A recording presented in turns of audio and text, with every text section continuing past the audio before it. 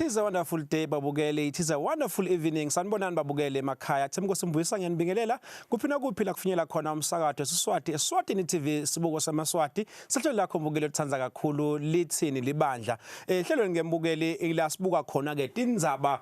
cishe sithathela khona embhalweni. Sibuke nje ukuthi kungabe kwentekani emangweni, kwentekani eveni. Kunengile ukuthanda khanza ukuthi siyakubuka ke nasikhulumisana la ngato tindzaba lapha emsakatweni. Ngaba nje kucela babukeli bemsakato ukuthi na ufisa kube khona sihloko lofisa sisikhulumise ngala noma sikhulume ngaso ngoba sihloko asikhulumiswa kodwa sikhulume ngaso ngala ungasibhalela ikhona inombolo mabona kuthe thineke umsebenzi wethu kulanza abantu abafanele bafundisi babuye betosichazela ngaso lesihloko ukuthi ingabe kuhamba kanjani akuhamba kanjena thathe lethuba nje ngikubonga kakhulu umbukeli kusibukela siyasihambe futhi nala emadolobheni sicele imuvo wakho siyajabula kakhulu ke iresponse lesitholako babukeli bayakhona nabo kuba ingcenye yalolu hlelo luthini ibandla. Ngaleka lokho embukeli angathakoti kakhulu dinenge tindzaba lengakhuluma ngato kodwa iviki leliphelile sibukile sihloko serestorisha ipeace likakhulu ebandleni laNkulunkulu nalamhla ke sithi ke asiqhubeke nayo lendzaba leyo ngenhlanhla lenhle ke babukeli bakhona abantu labadzala lebenginabo eviki leliphelile eceleni kwami ke ukhona mkhulu kunene lapha eLutselutse FEA akuhambi yedwana mkhulu uhamba namkhuluzwane usuka lapha Park naye Kingdom Embassy thathe lethuba ke abantu labadzala ngibonge kakhulu nje kusihlonipha ngiyathi ukuthi awu neminyaka awuseyihambile ngicela ngawe emkhulu nginivusele lamhla nginemukele ehlelweni Babe Mbuyisa siyabonga kwamukelwa nathi siyakwamukela siyakuvusela futhi simvusele nembukeli egameni lika Jesu Amen Mangweli ngicela ukuvusela Pastor wami Emsakatweni wethombe Babe Mbuyisa anguvusele mnakethu uvusele nembukeli ekhaya Amen. Cha siyabonga kakhulu bantu abadzala sasivele singene kiyo indzaba siqhubeka lo besikhuluma ngaka eviki leliphelile kodwa ikhona ingcingwana lengifuna sedlule kiyo bantu labadzala sisakhuluma ngerestorisha ipeace emkhulu kunene ngifisa sibuke likakhulu la ukuthi urestoration njani ipeace la ukhanza ke ukuthi naba bomake batikhanza balimala basetandleni dabo babe lekufuna ngabe bayabavikela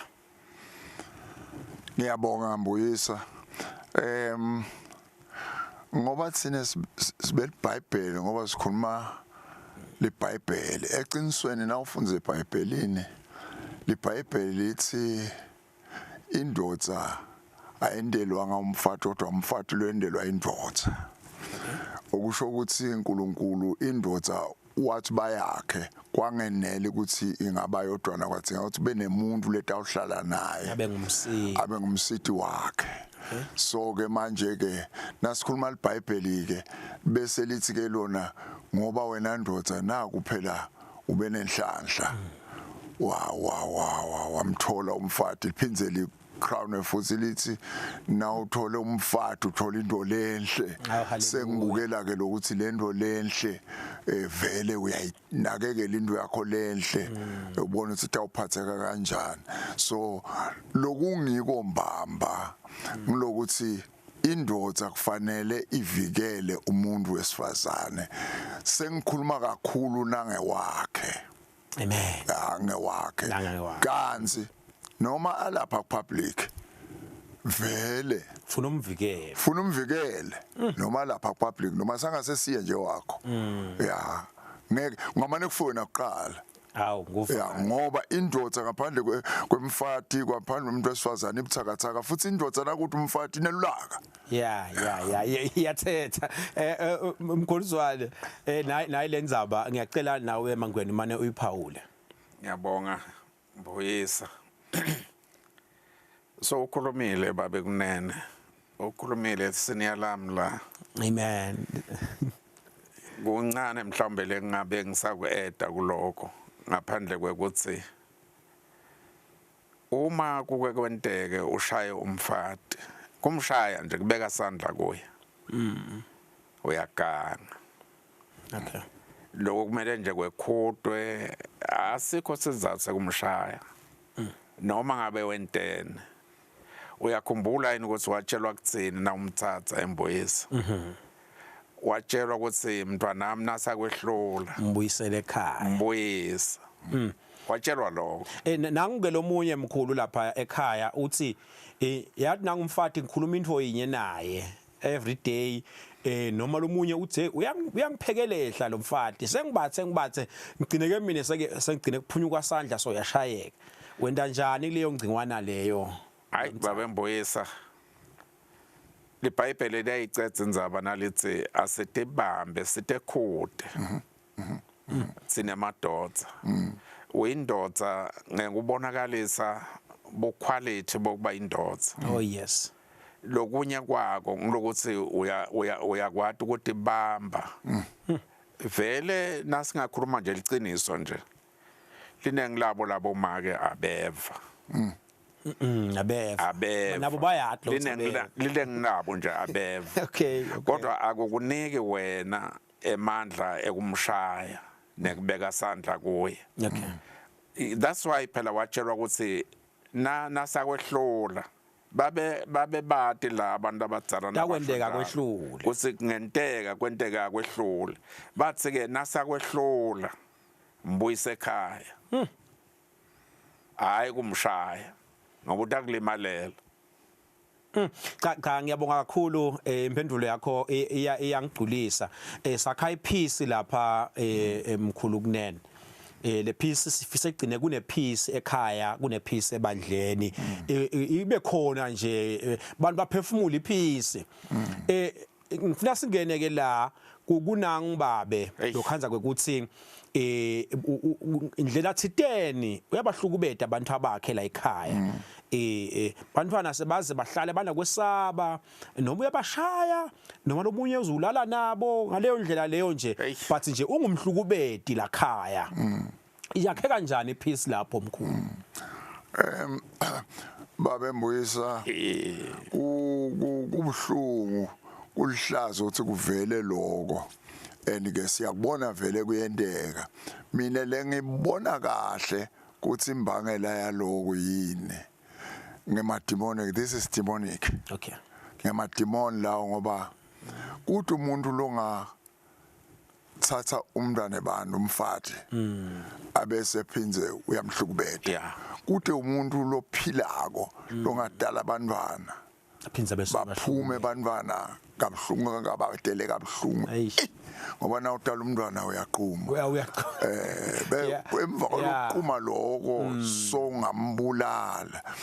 ngibona ke mina ukuthi akusiko ukuthi kuphila lo demoni lelo leliqhamuka kalasha le demoni nje lelibanga ukuthi kube naloko ngoba phela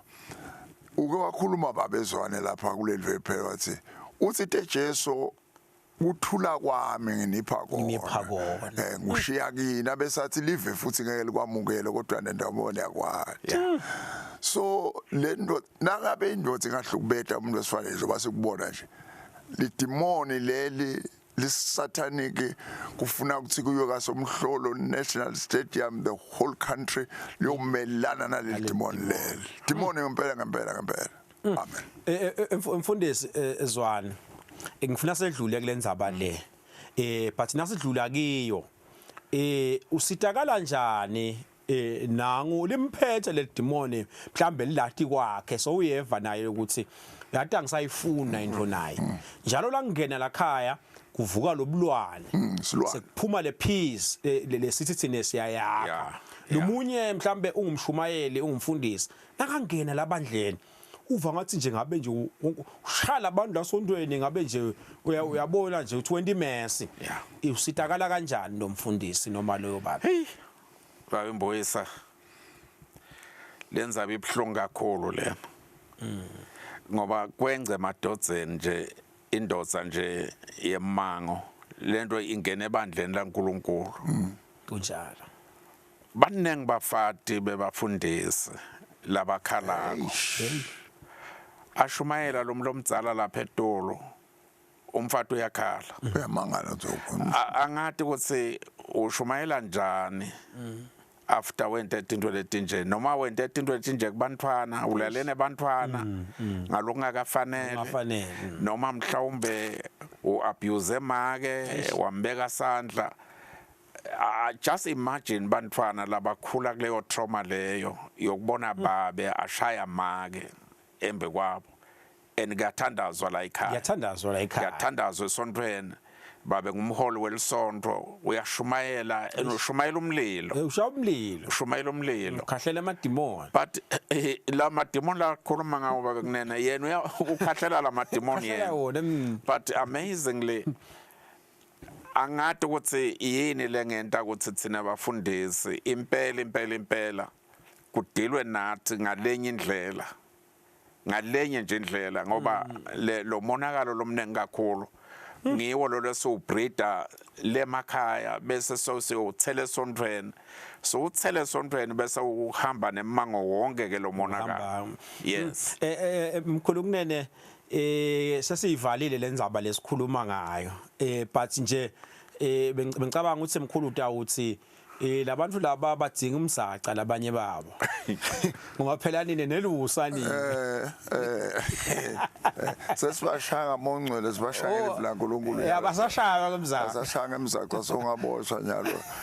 induku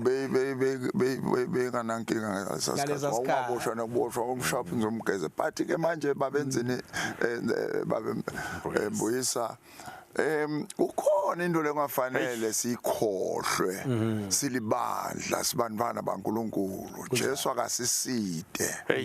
lokunye lesikubonako mbuyisa ngumphumela wetilonza ukhanze ukuthi lendoda yalimala lebuncanene yalimala itane silonza nje noma seyisinzisiwe lesa silonza beside azange satreatwa solo nje siyabhipha sona wenda yonke lento ukhanza ukuthi nalolu dlame langilo ngileyasa silonza lesa kufuna kuvalwe lesa silonza bekufanele uNkulunkulu alisite libandla lifike lapho khona libandla liba ne department yekutreata the spiritual life yemuntu lapha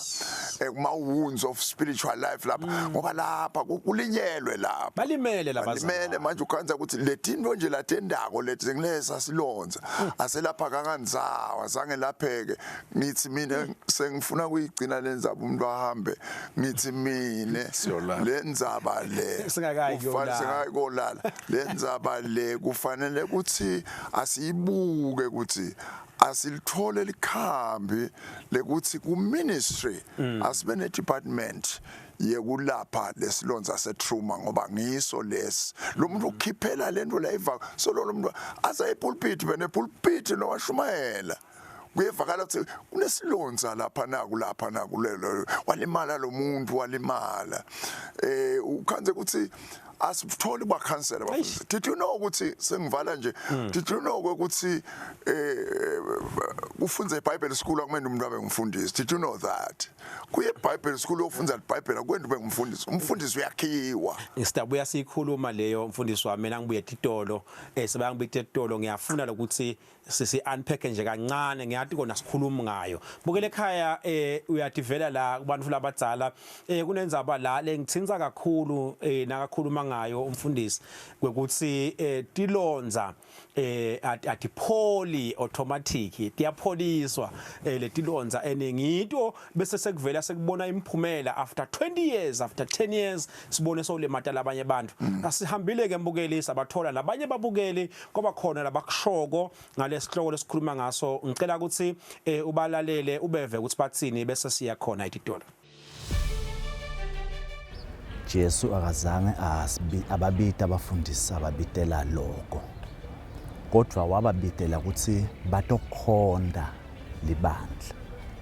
hayi kutoba ngemakhosi kuleli bandla. Umpostoli Peter usho kona uthi asibaphathe kahle letimvu le Jesu asinikete tona ngoba abasibo bethu but ba Jesu lathi thengela bona ngengadi yakhe. Ngiyengichazwe ngompostoli Paula naka bingelela emabandleni ikakhulu nje encwadini yabaseFeso chapter 1 uthi kuthula nemusa lokuvela kuNkulunkulu wethu. Shothi uNkulunkulu wethu thina bafundisi nalabazalwane akasiwe bazalwa wabafundisi keja wethu sonke. Inkinga yepulpit siyathathwa nje maybe ngebusiness ngasho njalo. Number 2 sekude lokuyihloniphela njengakadzeni. Number 3 sekuba intention ukuthi maybe umuntu uyadigcoba ngasho njalo. Noma ke kulamanye masonto khanze ukuthi sigcoba vele ngokuthi une-vendors layisha. So khanze ukuthi sothatha le pulpit usengabi ready ukuthi ungalusa leti imvuta uNkulunkulu because utawuhlulelwa ngabo labantu. Because na ngabe ungumholi kufanele ukuthi wena ulusele imphefumulo yaleti ingcebo yalabazalwane. Ngathi nala masomfeni ngame nema counseling la ngatholakala kungabi nje kubafundisi laba counselako thola ukuthi umfulo omfuna senguye lo counselako cancela umfulo omsikade sengathi ukuthi kungaba ngilaba sikade laba cancela abamfulo abafuna because leli vese lashintsha livese laguquka and bamfulo abafuna basathembakali. Okay, ingangeni kakhulu bamfuna abafuna but bafundisi sebasebenzisa livangeli just to kwenta izinto letimbi. Ekatheni bebahlonipha labantu noma umfundisi abehamba naye lo wakatheni amphathele isikhwama sakhe kodwa kwakungavami lokuthi bese uganga naye lo mntwana loyo. Ithi le Bhayibheli ngokuvama kokona utawuphela luthando kulabanengi kusho ukuthi umfundisi nasaqalela obugangi sokuthi selunqiphile luthando lapha kuye.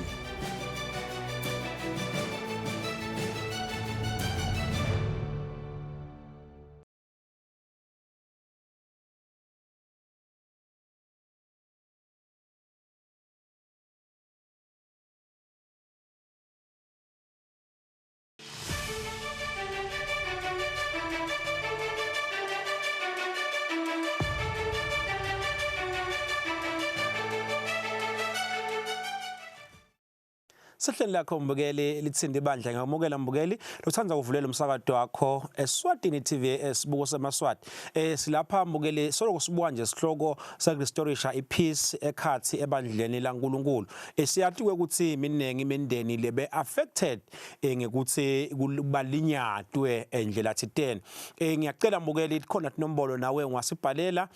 ukhona kuva nje umuvo wakho nawe singakayedi itolo ke emkhuluzwane lapha kunene uthinze indzaba lenkulu kakhulu ngicabanga ukuthi isikhehle sabomanyovu lendzaba le iyasudela indzaba yekuthi akusiwonke umfundisi lo yeBible school lo ngumfundisi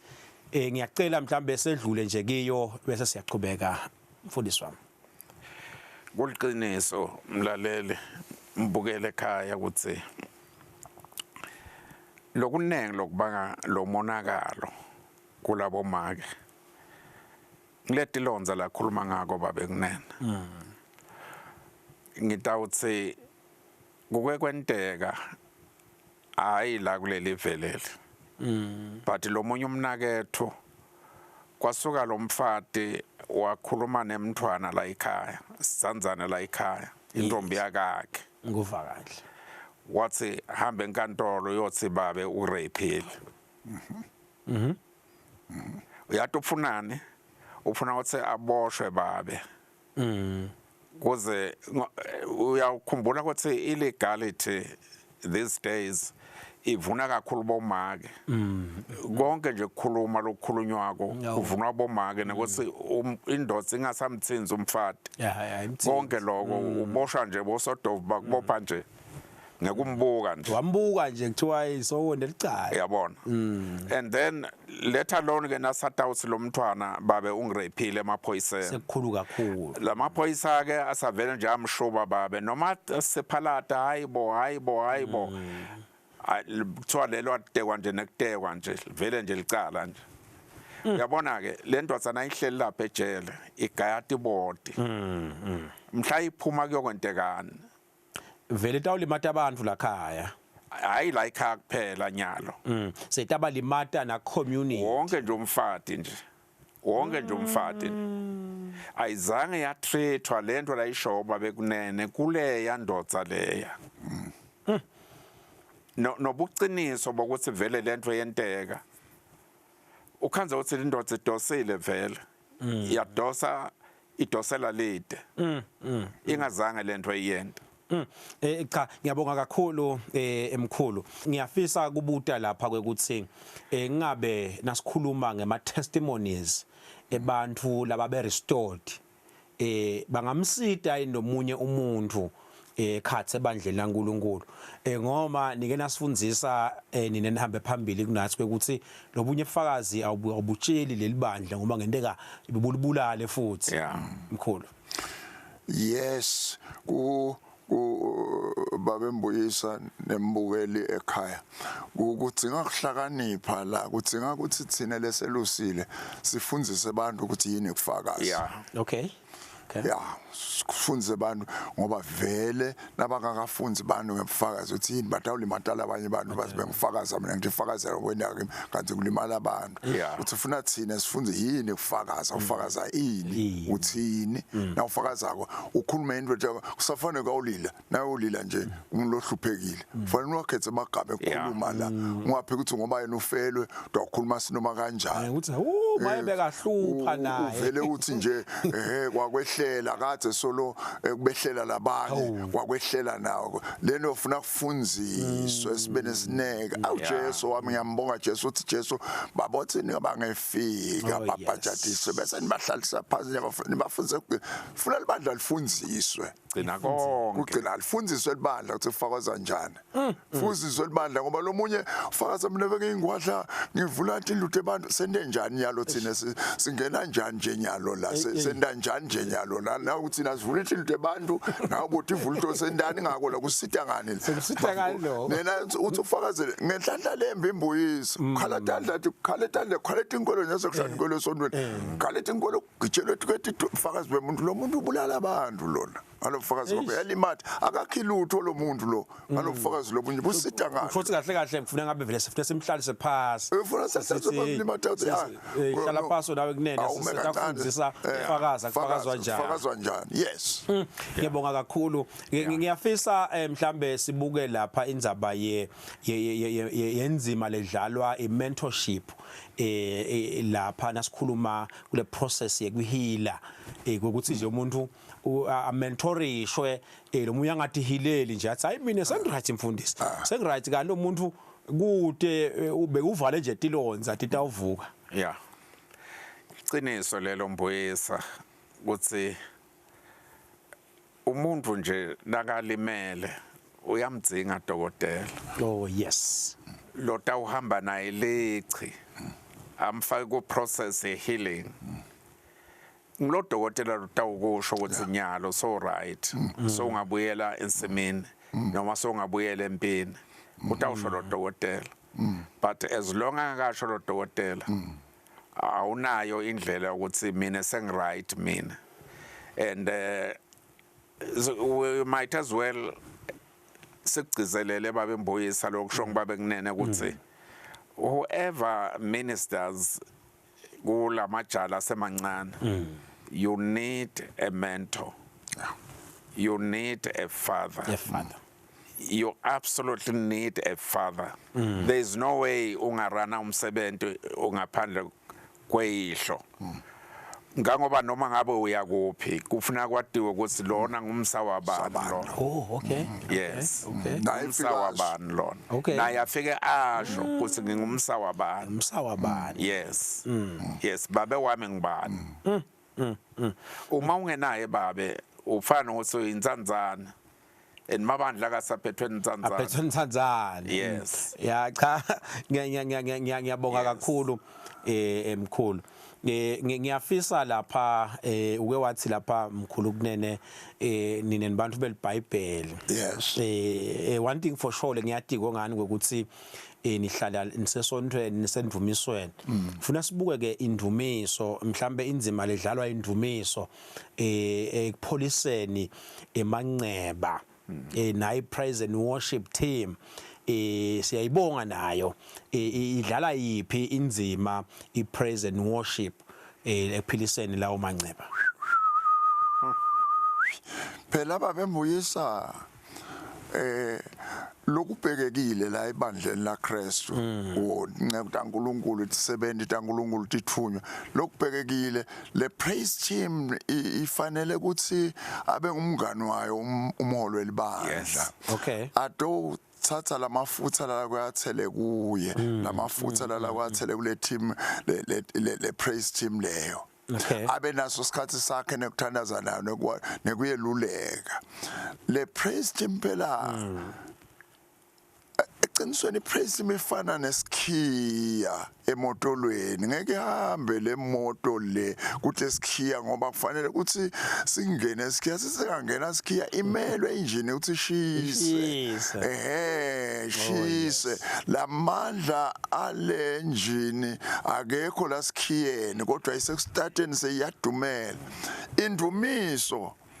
nalidunyiswa libani lendumiso la eqinisweni lapha kakhulu indumiso kunayo yonke lenekushumayela nekufunda indumiso iletha uNkulunkulu emkhathini webantu ange nasakhona uNkulunkulu bayaphiliswa labantu baphiliswe nangabe understand kodwa kubukisa nekudumisa uNkulunkulu indumiso ebaleka kakhulu utsinza into lenkulu sikhiya senkonzo le Sikhiya senkonzo le akuchithwa isikhathi nje nakudunyiswa kwenda ukuthi baphile labantu laba ndathi nakangena lo babe lona edane funziso sakhe akhanze abantu ba ready for to hear God. Hallelujah. Ngoze bagijima yonke lendlu lesifundo awungeke nasistudio sesigcwala uNkulunkulu. Hallelujah.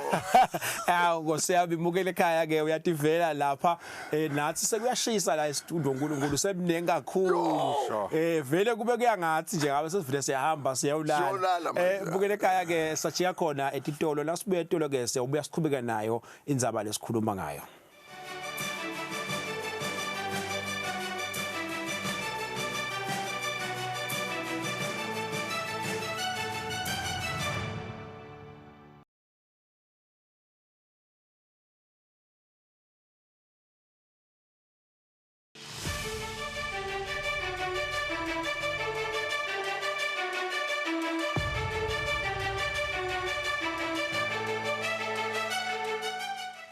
So sihleli lakho mbukeli lolithandzako lithini ibandla so nje sibuka yona indzaba la ye restore ipeace lebe seyilahlekile ngoma ipeace iya restore abazalwane ekhathe ebandlela uNkulunkulu awuyeki nje uqhubeke kuthula kungekho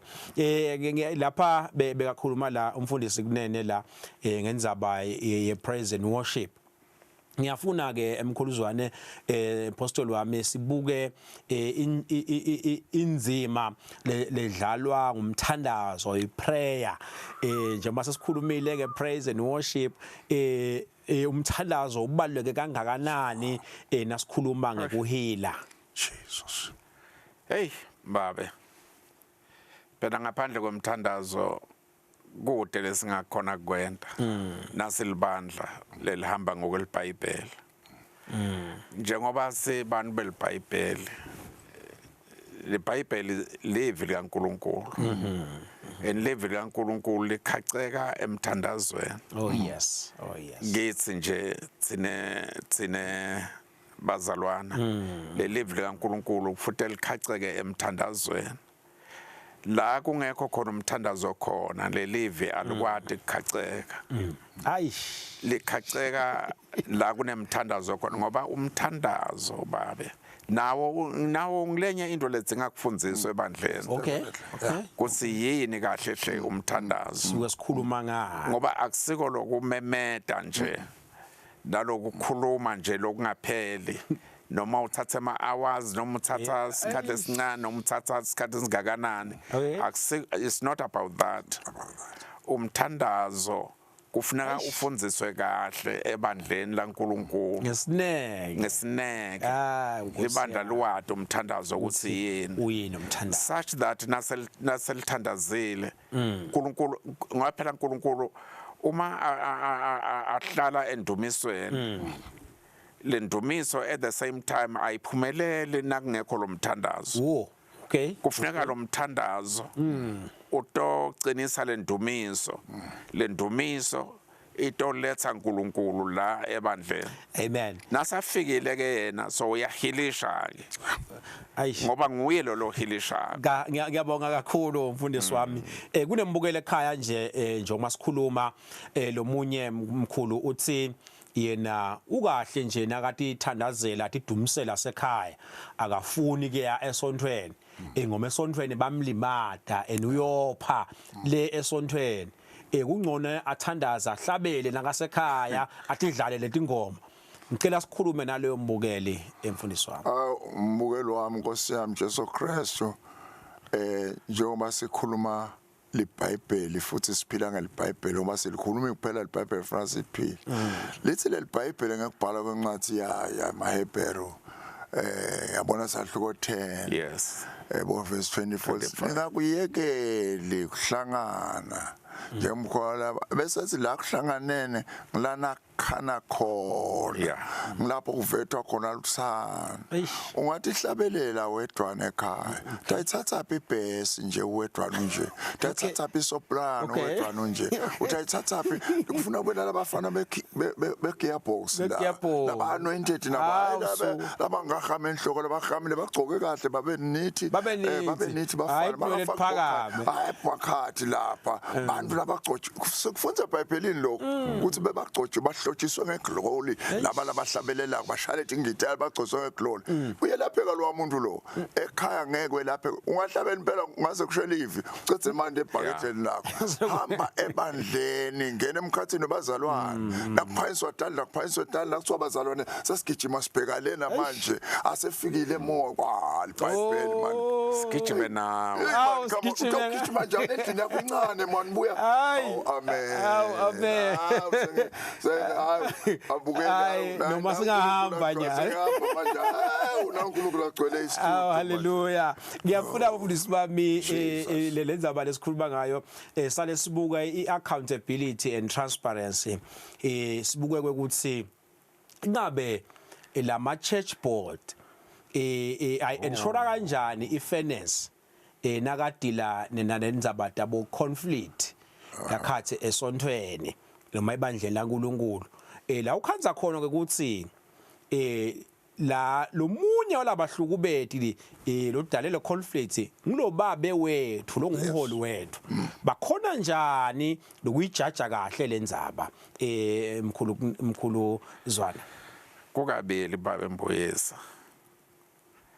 ake ngibe specific nje ngikhulume nje ngiphumele bale ma church board awanayo indlela okay yokudila neconflict okay ngendlela lefanele uNkulunkulu ubita umuntu akabete bantu kanye babe iboard lebitwe uNkulunkulu okay ubita umuntu ambitele tonke letinto lelotibalako nalokhuluma ngato okay nalama heads alabantu nalama conflicts God anoints a particular somebody nguye ke lo futhi adile nale tinto leti okay la church board yakho lokhuluma ngayo yoku administrator nje ayikafanelanga ukuthi ingene kuma affairs ebantu okay ngokulandzela live kaNkulunkulu ayifanele ukuthi ingene kuma affairs ebantu kulimala kwabo nokhilisha kwabo nako konke lokho kwalomuntu lolobitwe uNkulunkulu washiya konke walandzela lubito labitwe ngalo uNkulunkulu ufuna kulungiswa ngilowo muntu ufuna kulungiswa ngilowo muntu ngibando umloyo ngoba lo mloyo accountable to God nangu lo muntu lo asengibekise ngilomholi wethu lo siholile yes ngani nguye lo dala le conflict sebafuna ke ukwenda loku resolve mhlawumbe ungaselekelela emkhulu kunene kwende kanjani lapho Udova ngami nangikutshela ngithi libandla wena babe Mbuyisa kaliphathwa ngemakomiti sengisho lela Krestu aliphathwa libandla ngemakomiti sengisho lela Krestu nalela Krestu aliphathwa libandla ngemakomiti so ishayile babe impostola ukuthi kunemuntu lobitiwe sewuthi kumuzi wakho nangu sekuvakala ukuthi sekunuka senguwe leli Bible lithi naka abita uNkulunkulu abantu uthi uNkulunkulu sonzetha abantu labatakuda abathekusida ngawuthatha lo moya lo la kuwe ngufake la kubo labatawusebenza njengawe nakuke sekuyonakala kwakhona unebantu labalatute nawe labatakusida cha ke babe wethu ngibabe wena akwendiwa lo akwendi kusho abantu abakho kusho laba hayi lento yabomnakenu bese ngeke vele bomnakenu wena siyakujuba wena siyakunquma sikubeka lapha but labantwana batayibeka kahle lenzaba babe nathi leti bhalo takho nathi lo sifundise tona nathi dithi wena nje nyalo ufana ube la wena kusho leti bhalo ukuthi ngumthetho nyalo leti bhalo takho uthe kumsindo lapha nakuyindvodza kaNkulunkulu ithunyiwe idatha ithoba manike utangifaka kabi but mina umuntu weBhayibheli okay lalela ethi iBhayibheli kwake konakalela David ayinkosi iqhawe lemaqhawe indvodza le yayinesifutho endle malisako konakalela ngemehlo nje nganuko asingeni nje lapho kodwa naku la singena khona lithi le Bible kwesuka umuntu lo la amprofeti waNkulunkulu waya lapha enkosini David lobitiwe wefika wathi uyathi ngikhuluma naNkulunkulu angitshela ukuthi kunemuntu lapha lo nje onetimbuti unetimvu letinyenti etinyenti kanzi munye nje abenaye wathatha yona le Bible lithi lo David ngoba abithwe uNkulunkulu wefika wathi maye kimi nasathi nguwe iyakhulunywa indzaba eBhayibhelini ngikhuluma yona nyalo la ngiyakutshengisa nje ukuthi umuholi unebantu lasebenzana bakasiyedwa bese bayethe batamsita aphenduke akaphenduka akasiwa la amen ngiyabonga kakhulu sesicedzile ngisosikhathi kube besinasikhathi sonke besikayikhuluma busuku bonke lendzaba Noah babe yes Noah uyaphuma emkhonjeni udla utshwala uyalala uyagenuka kuvela bungcunu bakhe wentana umfana wakhe lo correct umfana wakhe lo nguyena yena uyamkharisha uya reverse kuye sala uyabona akafuni kubona bungcunu beyise okay uyabuvala bungcunu beyise bana ngiyabonga uyabona hayi sisithala lo munye wahleka but lo munye lo wenta buqotho lolobitiwe bitiwe nawulandzela ilineage yakhe lo bitiwe utayibona le lineage yakhe ukuthi ndangembala inetitselo tetibusiso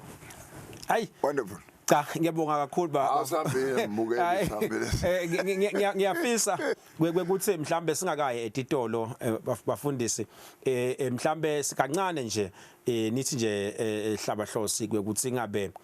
nasikhuluma ngetransparency ibaleke kangakanani mhlambe ku counseling na ku leadership nje kancane nje mkhulu singakaye etitolo ngiyabonga babembuyisa uNkulunkulu akasisite la siphendule kahle likhulu leligama le transparency akusilo ligama lungalikhuma nje bese ubona sengathi solishido likhulu kakhulu leligama le transparency phela indzaba ye transparency kufanele ukuthi ngekwesibhayibheli ngoba into lesikhungenza wonye la sibuthene siqhamuka lemboyiso uqhamuka le kithi lena lithandweni mina ngiqhamuka le kubuta lona uqhamuka lena lo zwane la sesiyabuthana ke nasibuthana lapha ke sesithosebenza kanye and lendzaba yeBhayibheli responsibilities unenkonzo yakho nenkonzo sibheke ukuthi lenkonzo yakho ayende kahle mbuyisa nanjengoba lo wabheka ukuthi ngende kahle mina lasikhuluma lenza be transparency ligama nje esigadlala njena lifuna kwelusa lichaza kanjani ukakwelusi lelo sebangibita etitolo sifuna kuyiphawula mangweni kani sebangibita mangweni ngicela ukunika nje second setolo cha ngiyabonga kakhulu embukele ekhaya ke uyativela la kubantu labadzala ugcina lapha mkhulu ngekuthi lenzaba ye transparency ifuna sike sitholele ilanga layo nje site ukukhuluma ngayo ngoba nenkinto etendakala lapha ka transparency siyabuya ke mbukeli check into hlala ungahambi sine silibandla sibuka kibo bafundisi le kungibona labalihlahlandlela labasikhombisa ko indlela yekuphila labasifundzisako nensandvo yaNkulunkulu nalokubhekekile baholi sibheke ukuthi balide emasondo abo with dignity baphindze babe a good example to labantu laba balidako bafundisi kwabona sebasukile entsandveni yaNkulunkulu yebuholi lolo bucotfo lalabhekile uNkulunkulu lalabshilo evini lakhe tintfo letendiwa ngilabafundisi sekumatima kondlula labantu lesibabuka sithi bozidlane yabona bafundisi baguquke babatemphisi bafaka sikhumba semvu bahamba bangena emasinagogweni batenda abantu kahle hle kuhlukubeteka kadze kwaqala lenzaba icala lemuve eminikelweni kunebazalwane lakhathi esonweni labehluleka kondla ngisho imindeni yabo kepha esonweni kulabafundisi bakhipha ema-1000 kuthi kukhuluma kwaNkulunkulu nakakhuluma eBhayibhelini ngoba nikhuluma ngeBhayibheli ngikhanze ukuthi la kukhulumile sekuyenteka nedi ke inkinga lekhona sekuvele kabi kwavela kubaholi hey labafundisi ingane zami lesebakhona abasafana nalabafundisi thina lesikhuliswe ngibo sengisholo nje lapha ekuthenini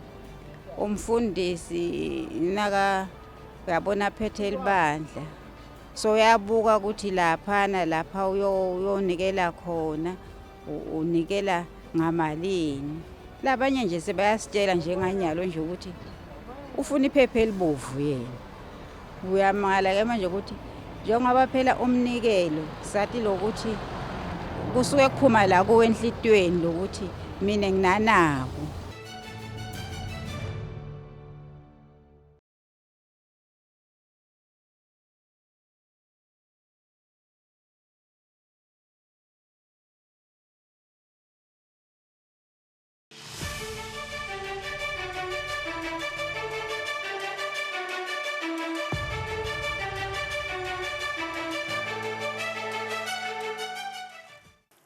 So sihleli lakho mbukeli lithini libandla sesiyayivala lenzaba lesikhuluma ngayo lengikholwa ke ukuthi ke mbukeli nawe kukhona lesokubhalile wakusenda kule nombolo lena levela kumabona kuthe kulesihloko lesikhuluma ngaso sekurestoration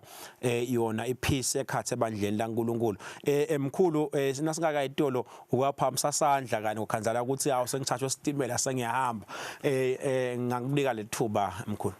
amen amen empeleni ngifuna nje ukudluta isenior yami la ekutheni leligama le transparency vele igama lelikhulu okay but tsine labakholwako tsine abantu belibhayibheli akufanelanga ukuthi lisigege leligama okay noma siligege tsine ayish ngoba tsine siphila impilo levele transparent wonderful oh okay ake ngithi nje kwekucala nje na ungumfundisi abakulandzelela abantu ngoba number 1 bakwethemba okay hayi ukuthi bakwesaba yes ayish kukhona labalandzelwa ngoba bayesatshwa but you have to utibuke wena ukuthi bakulandzelelani labantu mfundisi wami sengiso sikhathi lesekumela kabi ngiyacela emangweni ngalawo magama mhlambe usale usho iworld of advice kunasihloko lesikhuluma ngaso sekurestoration ipeace kwekuthi nje uba advise ebafundisi bazalwane sive semaswati sonke mina ngingceke yaNkulunkulu letha kuthula kubantu angitibude ukuthi bangilandzelelani Okay. yini lokwenta abangilandzela ngumuthi nobe kungesaba nje bangilandzelelani noma khona lo bapha kona ngithi ke mina esamseluleko noma khona ngibapha kona njengemuntu awukhethwa njenge-politician yokhethwa yeah ngithi ke mina lengicela ukuthi basilandzelele kona kukwethemba uyethembeka embi kwetinyawo takho la embi kwabo amen ungathi ungashobela ngale esigodzini letinye temvu tikhweshele emva tingathi ukuthi kwentekani kule tishobele nawe kucala amen cha ngiyabonga kakhulu mfundisi wami ngiyacela mfundisi nawe mkhulu ukuthi usho amagama advisor weluleke nje uma nimasiniya nje nisiphe nje umphako wendlela simabandla nebantu nabo nabalimele uma kufanele kugcine bapholile kusasa hey ngiyabonga babembuyisa uNkulunkulu akasiside bengingathandaza ukuthi uNkulunkulu akasiside silikholwe livi laNkulunkulu amen sikholwe ukuthi leli kushoko kungiko nekuthi linekuphila futhi lingumoya futhi linekuphila liBhayibheli lithi bantu bawunathi kuthini bafundisi bami uma nithandzana